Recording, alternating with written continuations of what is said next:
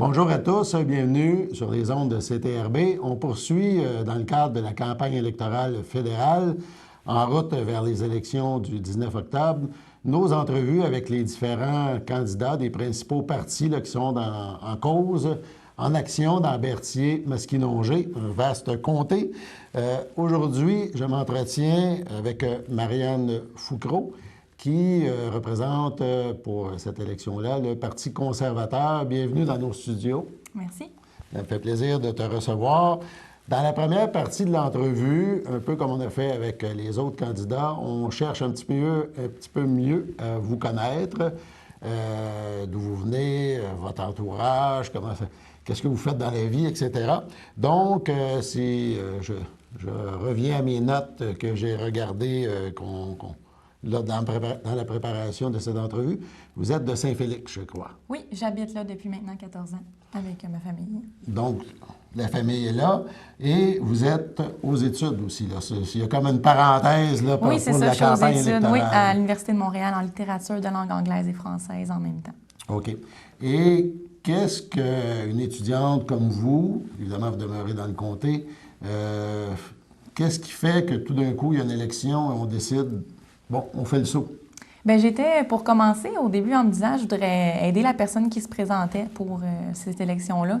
Puis, on ne voyait pas personne qui s'en venait. C'est pour ça que ça a été long aussi, mon arrivée, parce que j'attendais qu'il y ait quelqu'un. Finalement, il n'y avait personne. Donc, j'ai contacté le Parti conservateur, savoir s'il y avait quelqu'un qui se présentait, si on allait avoir des nouvelles aux côtés de tout ça. Et puis, l'organisateur régional, M. Claude Girard, m'a dit « Ça serait intéressant de vous rencontrer. Est-ce que vous seriez intéressé? » Alors, j'ai dit « Bien oui, avec plaisir. » On a discuté avec lui, moi et mon père, pour mon directeur de campagne, mon agent officiel.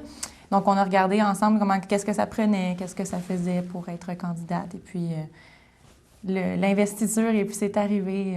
ça m'intéressait beaucoup. Fait qu'on on est parti là-dedans. On va revenir tantôt un petit peu en parlant plus politique et tout ça, les grandes lignes là, qui tournent alentour d'une campagne, etc. Mais vous avez dit en quoi vous étudiez. Quels sont vos intérêts un petit peu hors de la politique, si on veut mieux vous connaître? Qu'est-ce que vous aimez? Oui, bien ça, je suis en littérature, alors j'aime beaucoup la lecture. C'est quelque chose qui me passionne, autant des littératures biographiques, des littératures jeunesse, adultes, policiers, n'importe quoi, tant que je peux lire un livre. J'aime aussi beaucoup le sport, le hockey, c'est mon sport préféré. Pas mal de tout, là, en dehors de la politique, c'est palpitant. C'est beau. Tantôt, on a quasiment eu une petite réponse, là, Parti conservateur. Pourquoi?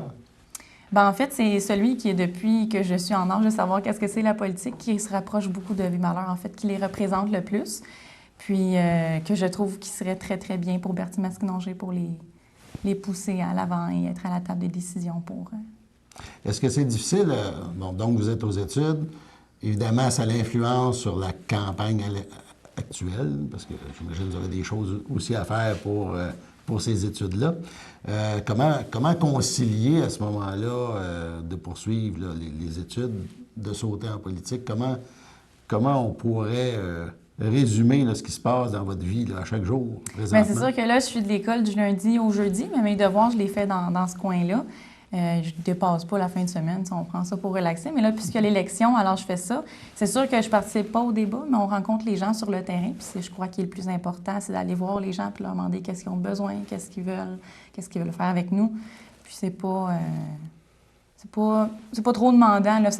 Tout bien, tout comme un petit casse-tête. Ça se déroule bien. Quelqu'un qui est organisé, qui peut mettre les priorités ou les choses à la bonne place au fur et à mesure pour avancer. Tantôt, vous l'avez dit, vous êtes arrivé un petit peu... la campagne était déjà un petit peu lancée. À ce moment-là, compte tenu aussi que vous êtes aux études, il faut mettre les bouchées de double. Là, comment on... se plonger là, dans le programme du parti, être au fait de ça. Oui, bien, je le tenais déjà pas mal. Depuis le début, on voyait les annonces du premier ministre, les annonces des autres candidats, puis je les suivais quand même, donc j'étais au courant de ce qui se passait. C'était pas juste « Ah, il faut tout que j'apprenne d'un coup ». Je connaissais depuis longtemps les lignes du parti aussi. C'est sûr qu'au niveau de la visibilité, de l'avance du terrain des autres qui avaient déjà commencé la campagne, mais les bouchées doubles, oui, dans le sens peut-être de se faire connaître, mais dans le sens de voir les gens. On y va autant que si ça faisait depuis le début, là. Vous êtes jeune, bon, 20 ans, il y a quelques jours, je crois. On dit souvent que les jeunes ne s'impliquent pas ou peu en politique. Est-ce que vous pensez cela? Est-ce que ça devrait changer ou peut-être qu'on a une fausse impression? Bien, il y a peut-être un peu de tout, en fait. Il y a beaucoup de jeunes qui s'intéressent à la politique et j'en fais partie. Puis on a beaucoup de bénévoles, justement, qui sont vraiment très, très jeunes aussi. Là. C'est un petit relent avec la génération qui veut s'impliquer puis qui veut changer le monde. Donc, il faut du sang neuf puis il faut des femmes. Puis on veut de ça dans la politique. Ça, dans le fond, il faut un petit peu bouger soi-même là, si on veut que les choses Exactement. changent à ce Il faut moment-là. quelqu'un pour dire « Ah oui, on y va », puis là, tout le monde suit, tout le monde est d'accord parce qu'il pensait déjà. C'est ça. Puis au niveau, justement, jeunesse, bien, souvent, on voit des gens là, qui sont là depuis longtemps, tout ça. Fait que ça prend des nouvelles idées aussi, des nouvelles figures aussi. Puis est-ce que le fait, pour quelqu'un qui est jeune, de se présenter, il y a aussi, vous souhaitez là, un rayonnement là, au niveau de la jeunesse, là, des jeunes qui vous suivent aussi. Tantôt, Oui, vous avez c'est parlé ça, de bénévolat, mais plus lorsqu'on ira voter ou tout ça, j'imagine que ça Bien, doit... c'est de voir quelqu'un, mettons, de notre âge qui se présente. Ah, bien, c'est pas... La politique, c'est pas rien que pour les vieux. C'est aussi pour les jeunes parce que c'est tout le monde qui va voter puis c'est tout le monde qui vit en société. Donc, de dire, ah, bien, une fille avec qui j'étais allée à l'école qui s'intéresse à ça, bien, je vais aller voter puis on va s'intéresser à ce qu'ils disent, puis on va s'intéresser à ce qui se passe dans les médias, à ce qui se passe sur le terrain de la campagne. C'est vraiment... Tantôt, d'intéresser tout le monde. vous dites qu'une des choses que vous aimez, c'est lire des livres, peu importe les sujets. Mais j'imagine quand on fait le saut en politique, bien, c'est la lecture aussi puis peut-être vous le faisiez sûrement avant, des journaux, puis on suit ça d'un autre œil, là, j'imagine, quand on est impliqué. Là. Oui, bon, on lit les journaux, mais on essaie de pas trop faire abstraction, nous aussi, pour pas se déranger au niveau, déroger de notre... Du plan de match. C'est ça, du plan de match. On reste vraiment sur le terrain avec les gens. Là. On s'occupe de ce qu'on a à leur demander, ce qu'on fait pour eux, puis voilà.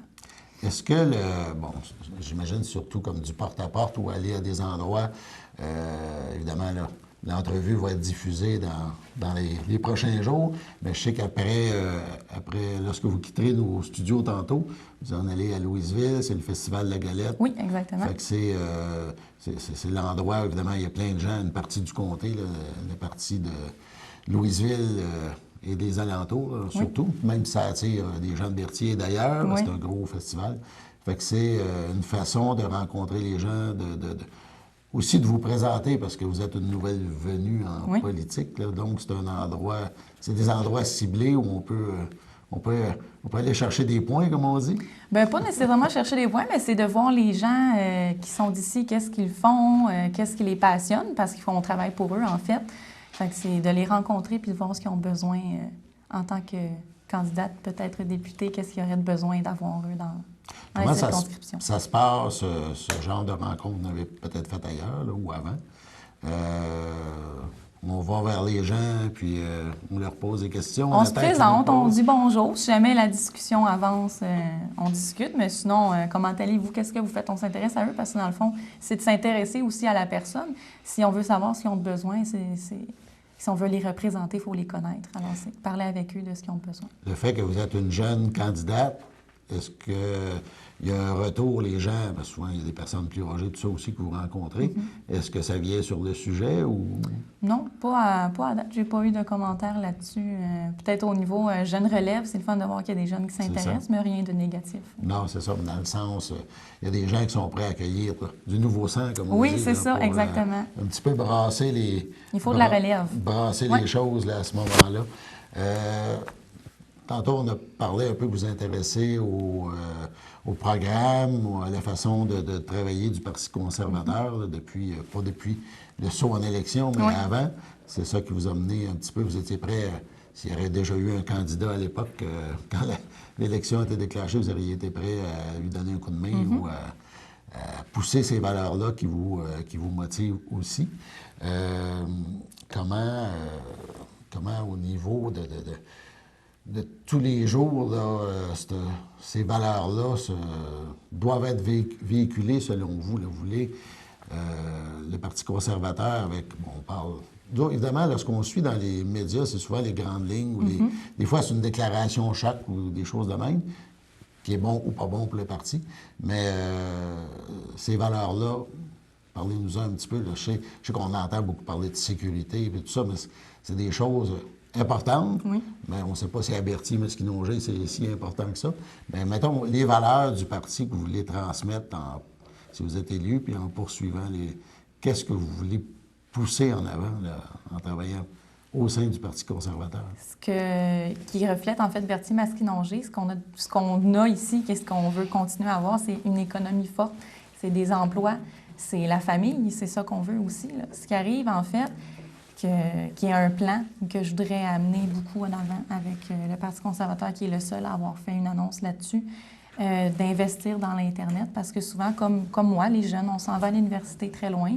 Puis, on veut revenir dans notre belle famille, nos beaux endroits. On veut vivre ici plus tard. Sauf qu'il n'y a pas la place pour, au niveau Internet, au niveau des travailleurs autonomes. Donc, on est obligé de rester en ville. Puis, fait que si on veut revenir ici, famille, c'est vraiment ça ici, là. Trouver des moyens, justement, que même dans les... Parce que le comté de Berthier-Masquinongé, vous le vivez, il est immense. Très, très grand, oui. Fait que ça fait beaucoup de kilométrage parcourir d'un bout à l'autre, là. Et sûrement, ça va avec ce que vous venez de dire, dans des zones un petit peu plus reculées, un petit peu dans la partie plus au nord du comté, bien, souvent l'Internet, c'est un problème. Oui, il y en a qui n'ont même pas. Puis on trouve qu'Internet aujourd'hui, en tout cas moi personnellement, c'est comme l'électricité autrefois, on en a besoin. Autant les jeunes que les moins jeunes, tous les travailleurs autonomes, ceux qui veulent vendre par Internet, les artisans, les agriculteurs, on a besoin de ça aujourd'hui. Je pense que c'est une priorité tellement qu'on n'a pas conscience que certains ne l'ont pas. Non, c'est ça. Puis ça crée des emplois. Fait que si on veut rester ici, avoir une bonne économie, alors il faut avoir beaucoup d'emplois. Parce que justement, en région, un petit peu plus éloignée, bien, l'Internet, tu peux même travailler à la maison peut-être. Oui, mais c'est ça. Éviter d'aller dans les bouchons dans les grandes métropoles. Là. Fait que ça a comme j'allais dire une cause à effet, mais ce que je veux dire, c'est le fait que l'Internet serait plus fort, il y en aurait partout, tout le monde en profiterait, bien évidemment. Ça a des répercussions un petit peu partout là-dedans. Effectivement. Pas juste dans notre comté, mais dans la vie des gens là, à ce moment-là. Là. Économie, vous en avez parlé, donc c'est une priorité. Oui.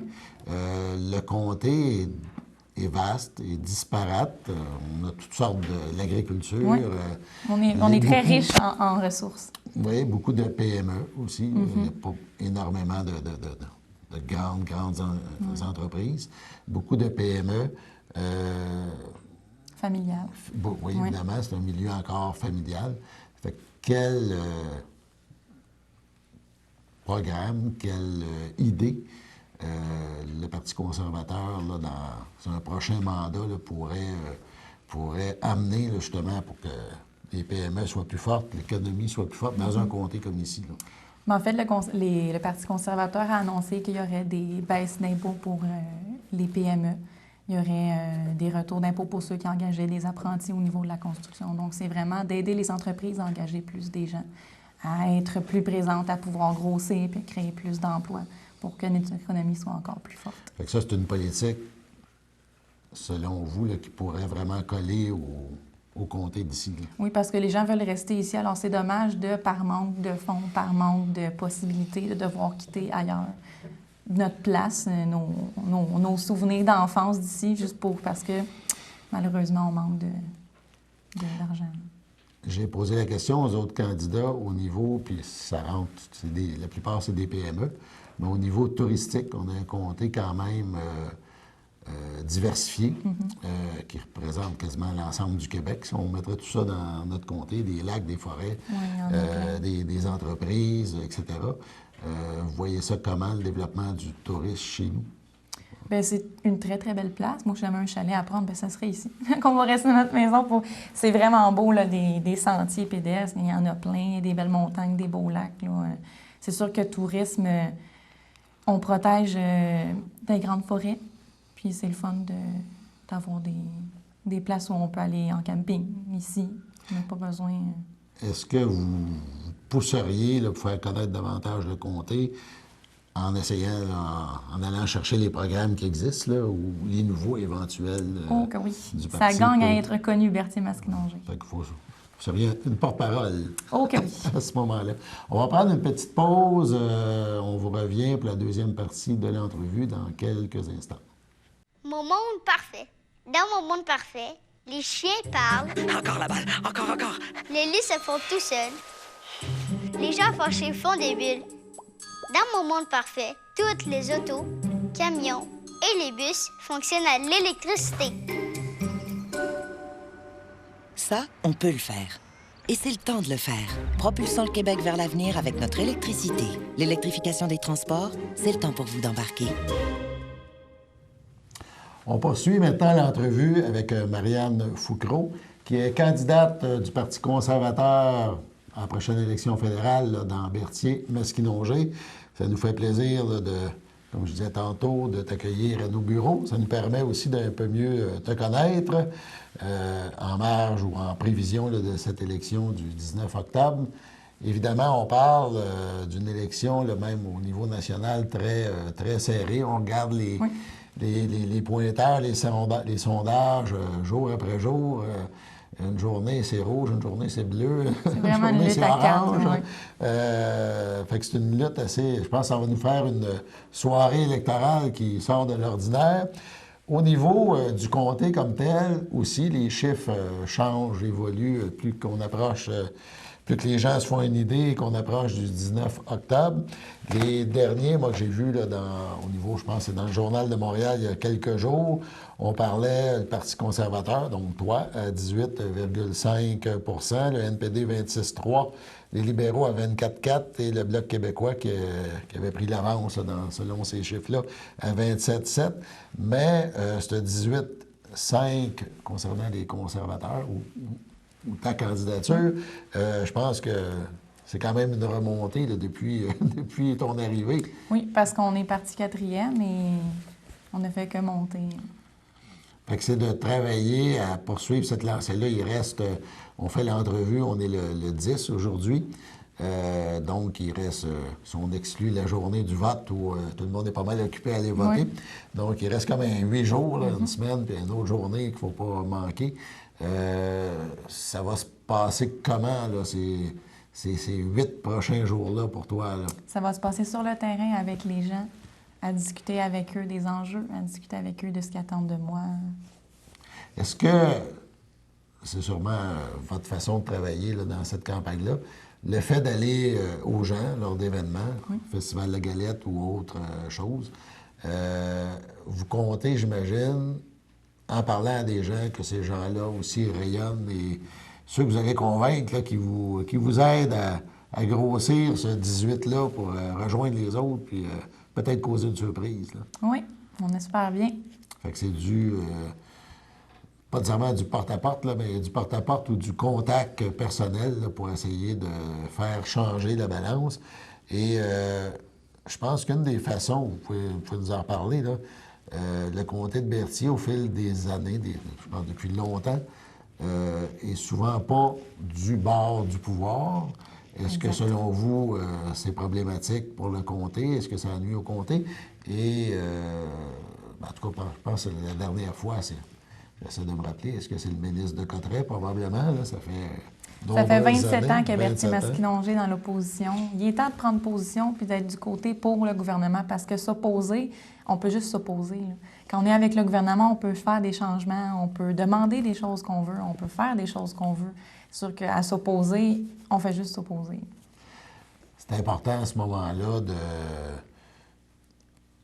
je pense que c'est votre idée aussi, là, lorsqu'on est du côté du gouvernement, que le député est là.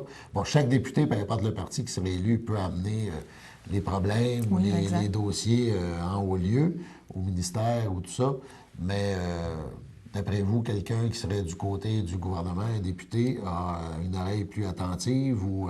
Peut-être un peu plus parce que c'est le gouvernement au pouvoir qui peut faire des changements au niveau, mais aussi parce que la personne là a dit « les gens m'ont fait confiance ». Les gens m'ont fait confiance, ils m'ont fait confiance pour amener les dossiers, pour changer des choses ici. Alors moi, je veux leur rendre service, puis c'est ça mon travail, c'est de travailler pour eux. La porte est peut-être plus facile à ouvrir, selon vous. Oui, exactement. Lorsqu'on a de quoi Quand on a une discuter, clé, ça va mieux. C'est ça, où on parle avec les gens de notre propre parti. Tantôt, vous disiez, les journaux, il faut pas trop suivre ça tout le temps. Il faut se concentrer sur nos idées, notre campagne dans ce cas-ci. si on regarde au niveau sondage actuellement, on voit qu'il y a une remontée du comté. Au niveau national, ça va être une bataille incroyable aussi. Est-ce que les gens se fient trop à ces sondages-là? Ou comment, si on est un électeur, est-ce que c'est ce genre de sondage-là, des fois, qui peuvent créer une vague ou peu importe, comme ce qu'on a déjà vu dans le passé? Est-ce que ça peut avoir une influence? Est-ce que, de votre côté, ça vous motive à travailler plus si vous voyez que vous êtes un petit peu en arrière? Comment? C'est sûr que moi, je ne suis pas une analyste, donc on regarde les tendances, c'est sûr, mais on sait que les conservateurs purs et durs, mais aussi les conservateurs qui veulent voter pour les conservateurs, c'est des personnes discrètes, c'est des personnes qui ne crieront pas sur les toits, c'est des personnes qui sont fières de leurs valeurs, mais que ce n'est pas nécessaire de le dire parce qu'ils savent, eux, qui votent pour le conservateur. Donc, pourquoi le crier? Pourquoi le dire? Si quelqu'un appelle, par exemple, au téléphone, bien, je n'ai pas besoin de dire ça. Tu sais, c'est mes affaires personnelles, puis il y a des personnes qui tiennent à garder leur vote secret. Souvent, ce coup de téléphone-là, ça s'en va dans les indécis, probablement, puis ça ne l'est peut-être pas. Là, il y a toujours des surprises, le 19. Oui, bien c'est ça. Parfois, c'est... Les chiffres se ressemblent. Il y a d'autres années, c'est assez surprenant à ce moment-là. Donc, les conservateurs auraient la discrétion comme une des valeurs, si on peut dire. Bien, on reste dans nos affaires, puis on travaille, puis on s'occupe. Pour que les choses avancent. Dans le comté, évidemment, il y a différentes choses qui ont sorti depuis le début des élections, et même avant, des projets, des idées, tout ça. On parle, entre autres, depuis quelques jours, énormément du fameux éventuel déversement d'eau usée à Montréal. Même la mairesse de Berthierville puis le maire de Lavaltrie, je me rappelle bien, ont formé un comité là, pour voir s'il n'y aurait pas un problème éventuel si ça se déroule. Au niveau de votre parti, vous avez mis un bémol à ça, là, dans le sens qu'il faut l'analyser davantage. Ben oui, là, on fait « wow, qu'est-ce qui se passe là? » On arrête et on réfléchit avant de continuer. Ça me laisse aussi passer pour le Léoduc, le pipeline pour amener dans les raffineries de l'Est. Les conservateurs vont mettre des gros tuyaux vieux rouillés, puis ça va couler partout, puis on ne fait pas d'études. Wow, minute, là. C'est sûr qu'on va faire des études puis qu'on va s'attendre à ce que ça soit sécuritaire. Là. C'est notre Canada, c'est notre pays. On ne veut pas tout détruire ça. Là. Ça va être des études vraiment serrées, vraiment concrètes sur l'environnement, les retombées que ça va faire. Puis on ne mettra pas des vieux tuyaux. Là. Ça va créer des emplois en plus avec des nouvelles choses qu'on va créer puis des nouvelles installations. Là. Ça va être très surveillé également. Est-ce qu'à ce moment-là, parce qu'il y a évidemment, il y a un tollé, surtout du côté de Dautré, où les gens s'opposent. En tout cas, il y a plus de gens, là, les municipalités, des intervenants, différents comités, tout ça. Je pense que c'est surtout, entre autres, parce que le tuyau passe, en tout cas passe ou passerait, au niveau des tourbières, ça a comme éveillé une espèce, on parle des tourbières de Lanoret et tout ça, qui évidemment, pour l'avoir déjà visité, c'est comme un écosystème assez fragile. Fait que ça ne prendrait pas grand-chose, j'imagine. Je ne suis pas un expert pour perturber ce site-là. Mais c'est des choses, j'imagine, que vous essayeriez de pousser, de regarder si jamais ça se déroule et ça se matérialise, de préserver quand même des sites comme ça. Bien, oui, on a des belles places, on a des belles forêts, mais c'est sûr que le pipeline reste le moyen de transport du pétrole le plus sécuritaire parce qu'on n'en veut plus de lac mégantique. On n'en veut plus de déversement avec des gros bateaux tout maganés qui amènent le pétrole dans notre super beau fleuve. On n'en veut plus des choses comme ça. Donc, c'est sûr qu'avec des grosses études vraiment concrètes, puis le moyen le plus sécuritaire surveillé, je ne vois pas en quoi il y aurait quelque chose à savoir. Dans le fond, il n'y a jamais rien de parfait dans ce beau monde. C'est sûr, mais si on arrive au 99,9 % de perfection, c'est pas si pire. Il faut choisir peut-être le moindre mal à ce moment-là. Voilà. Dans un contexte qui existe aujourd'hui, là, à ce moment-là. On a parlé aussi beaucoup dans les derniers jours, dernières semaines, puis ça s'est finalisé par un traité. Il y a encore des réactions, là. On parle de la gestion de l'offre. On parle évidemment d'agriculture à ce moment-là, entre autres, là, parce qu'on n'a pas d'industrie automobile dans le comté. Donc, la gestion de l'offre au niveau de l'agriculture, il y a eu un traité, vous l'interprétez comment? Les réactions que vous avez aussi suite à ça? Parce que, évidemment, ceux qui sont contre le disent ouvertement. Il y en a d'autres que peut-être que ça peut profiter. Vous le voyez comment, là, En fait, la gestion de l'offre, on avait dit qu'on la conserverait et qu'on la protégerait. Et c'est ce qu'on a fait avec le partenariat transpacifique. Moi, j'ai visité beaucoup de fermes parce que j'aime ça, mais en plus pour voir ce que les fermiers, les agriculteurs me disaient. Puis le problème, c'était pas au niveau de la gestion de l'offre. Ils savaient que les conservateurs l'ont toujours protégé, qu'ils le feraient. Le problème, c'est au niveau de la main-d'œuvre. La main-d'œuvre, bon, on travaille là-dessus. C'est sûr. Donc, c'est sûr que la gestion de l'offre, on l'a protégé. Puis le 3,5 qui a été augmenté pour l'exportation. L'importation. L'exportation reste 92 pour les agriculteurs d'ici. Alors, c'est sûr que c'est très beau. Puis quand on dit « je veux pas boire du lait des États-Unis » qui s'en vient, et le lait des États-Unis, c'est pour la transformation, c'est pour le yogourt et le fromage. Les gens en veulent, du yogourt, du fromage, c'est bon à manger. Puis mon lait, bien moi aussi, je veux le boire des Québécois. Puis on va continuer à le boire des Québécois parce que c'est le meilleur. Alors, on continue à protéger ça, puis on l'a protégé. Puis notre partenariat transpacifique permet de très belles choses pour notre sirop d'érable. Parce que moi, quand je vais aux États-Unis, puis souvent des personnes y vont aussi, prendre notre super belle crêpe avec du sirop de maïs, c'est pas bien bon. On s'ennuie de notre sirop d'érable. C'est sûr, il y a des secteurs de l'économie au niveau de l'agriculture qui vont être gagnants, évidemment, d'entendre comme ça. D'autres, ça peut être plus difficile. C'est à ce moment-là, l'aide gouvernementale peut si jamais il y a des intervenir. pertes, le gouvernement a garanti que ça serait garanti au complet, qu'on rembourserait, qu'on s'occuperait. Il nous reste donc quelques jours de campagne. Tantôt, on a parlé un peu de votre plan de campagne, c'était de rencontrer des gens, d'aller à des événements. Mais vous sortez du studio tantôt, le Festival de la Galette. Comment les derniers jours, là, ça va se passer comment là, pour vous? Là? Ça va être un bliss de rencontrer des gens puis de discuter avec eux, encore de dire nos projets, de dire ce qu'on va faire pour eux, de demander ce qu'ils ont besoin aussi, parce que c'est ça qu'il faut apporter à la Chambre des communes, exactement. Discuter avec les gens, les voir. Il y a un échange qui se fait à ce moment-là. Oui. Dans le fond, selon vous, comment vous décririez le rôle d'un député au niveau fédéral? Au niveau provincial, on dirait que c'est plus terre à terre. C'est des problèmes d'aqueduc, c'est un rapport, c'est un problème. On dirait qu'il y a toujours des dossiers, vraiment, c'est visuel. On sait qu'il se passe des routes, des choses comme ça. Comment vous décrivez le rôle d'un député au niveau fédéral?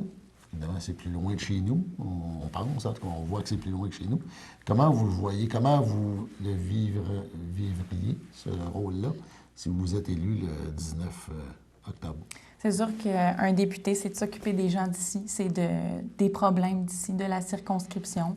C'est de pousser pour qu'on soit une petite étoile là, sur la carte, là, qu'on sache que Berthier-Masquinongé a une économie forte, qu'on sache que Berthier-Masquinongé a des super belles forêts, des super beaux lacs, plein de belles ressources, plein de beaux agriculteurs qui font des belles choses à manger, puis on en veut de ça. Fait qu'un député, c'est de s'occuper de sa place, des personnes qui lui ont fait confiance, puis de s'occuper des gens qui sont d'ici parce qu'ils en ont besoin.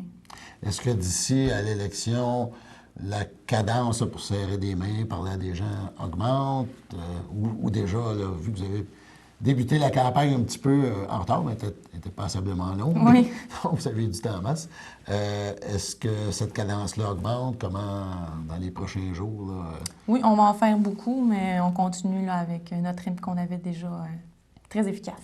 Donc, ça se prépare. Tout le monde est dans les derniers milles là, pour cette le dernier droit pour cette bataille du 19 octobre prochain. Je vous remercie d'avoir visité nos studios. C'était une belle expérience, je pense, pour vous. C'est pas mal une première entrevue. C'est le fun à la CTRB. On est hôte de première parfois, fait que ça en est une. Donc, ça nous a fait grand plaisir de vous recevoir. Marianne Foucault. Merci beaucoup. On vous souhaite bonne chance pour le 19 octobre et au plaisir de se reparler. Merci.